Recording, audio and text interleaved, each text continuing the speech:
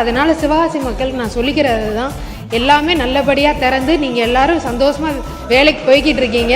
அதை நான் பதிவு பண்ணுறதுக்காக நான் இங்கே. மாண்புமிகு தொழில்துறை அமைச்சர் அவர்கள் ஏதோ சிவகாசியில் இருக்கக்கூடிய பட்டாசு தொழிலில் ஈடுபட்டுக்கூடியவர்களாம் அப்படி சந்தோஷ கடலில் மிதந்து கொண்டிருப்பதை போல ஒரு மாய பிம்பத்தை இங்கே உருவாக்குவதற்கு முயற்சிக்கிறார்கள். உள்ளபடியே இங்கே இருக்கக்கூடிய நிலைமை பட்டாசு தொழில் மிக கடுமையாக பாதிக்கப்பட்டிருக்கு. அரசு நானுடைய அரசியல் காரணங்களுக்காக சொல்லவில்லை. நாங்களும் போராட்டம் பண்ணோம். எதிர்கட்சியில் இருக்கவங்க மக்கள் பிரச்சனைகளுக்காக போராடுவது என்பது ஜனநாயகத்தில் எங்களுக்கு இருக்கக்கூடிய உரிமை. நாங்க மட்டும் கிடையாது, நாங்க போராட்டம் பண்ணதுக்கு பிறகும் கூட அந்த பகுதியில் இருக்கக்கூடிய பொது அமைப்புகளை சார்ந்தவர்கள் எல்லாம் உண்ணாவிரத போராட்டங்கள் இருந்திருக்கிறார்கள்.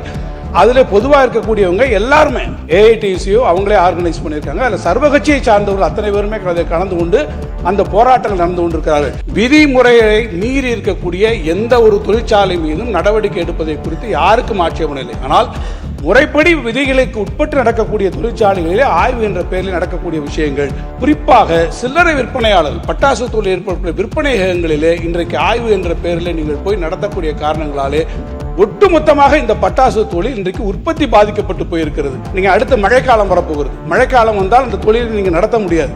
தீபாவளி நெருங்கி கொண்டிருக்கிறது. இப்போதே அவர்கள் இருக்கக்கூடிய வாய்ப்பிலே இந்த உற்பத்தியை அவர்கள் செய்தால்தான் தீபாவளிக்கு அவர்களாலே பொருள்களை கொடுக்க முடியும். ஆனால் இந்த சூழ்நிலையில் அங்கே அது நடைபெறவில்லை என்பதைத்தான் நான் அரசிற்கு கவனமாக கொண்டு வந்தேனே தவிர, இது இந்த தொழிலை ஈடுபட்டு கொண்டிருக்கக்கூடிய லட்சக்கணக்கான பட்டாசு தொழிலை நம்பி இருக்கக்கூடிய தொழிலாளருடைய வாழ்வாதார பிரச்சனை என்ற காரணத்திற்காகத்தான் எதிர்கட்சிகள் இதற்கான அனைத்து ஜனநாயக வழியிலும் சட்டமன்றத்திலும் மக்கள் மன்றத்திலும் எடுத்து வைக்கிறமே ஒழிய இதில் அரசியல் காரணங்கள் எதுவும் இல்லை என்பதை நான் தெளிவுபடுத்த விரும்புகிறேன்.